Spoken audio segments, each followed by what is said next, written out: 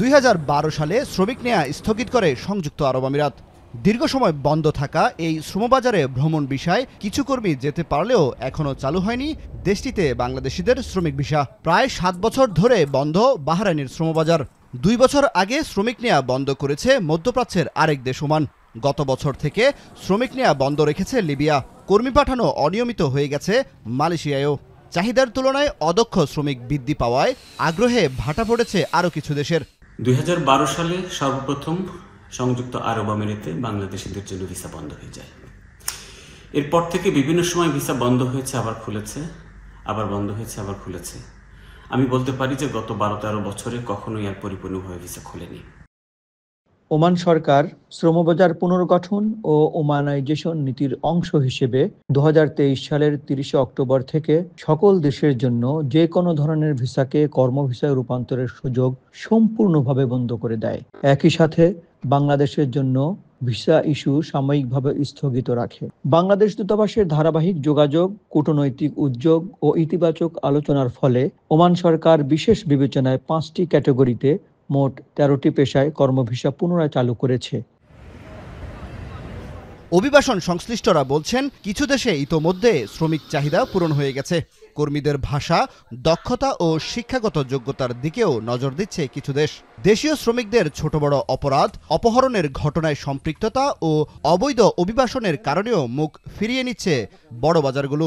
দেখা গেছে বেশিরভাগ সময় আমরা এদের দেওয়া সুযোগের অপব্যবহার করেছি। ভুয়া সার্টিফিকেটের মাধ্যমে আমরা এদেশে শ্রমবাজারে প্রবেশ করেছি, যা পরবর্তীতে আমাদের ভিসার জন্য একটি নেতিবাচক ফলাফল বয়ে এনেছে।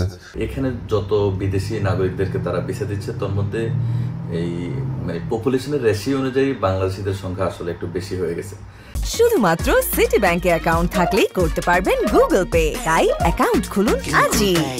আমাদের কর্মীরা যদি প্রফেশনালি তাদের স্কিলনেসটা থাকে, তাহলে কিন্তু তাদের কনফিডেন্স লেভেলটা বাড়বে, তাই না?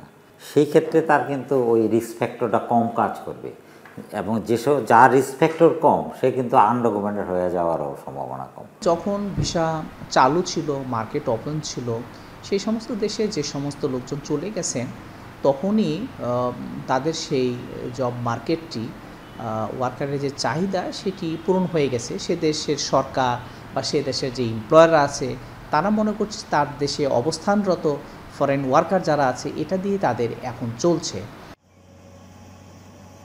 ইউরোপের গন্তব্য দেশ থেকে পালিয়ে যাওয়া কিংবা মধ্যপ্রাচ্যে দক্ষতার প্রতিযোগিতায় পিছিয়ে থাকাও শ্রমবাজার সংকুচিত হয়ে আসার কারণ বলা হচ্ছে। আপনি মধ্যপ্রাচ্যে আমাদের যে কর্মীরা, যে আমরা বলি 3D, ডার্টি, ডেঞ্জারাস, ডিফিকাল্ট, সবচেয়ে কঠিন, সবচেয়ে ঝুঁকিপূর্ণ কাজটা করতে যায়, পরিচ্ছন্ন কর্মী, নির্মাণ খাত। এখন এই কাজগুলো সারা পৃথিবীতে কিন্তু এখন টেকনোলজি চলে আসছে, আপনি রোবট চলে আসছে, তারা ক্লিনিংয়ের কাজগুলো করছে, যার ফলে সাধারণ শ্রমিকের শ্রমবাজারটা কিন্তু অনেক জায়গায় সংকুচিত হয়ে যাচ্ছে।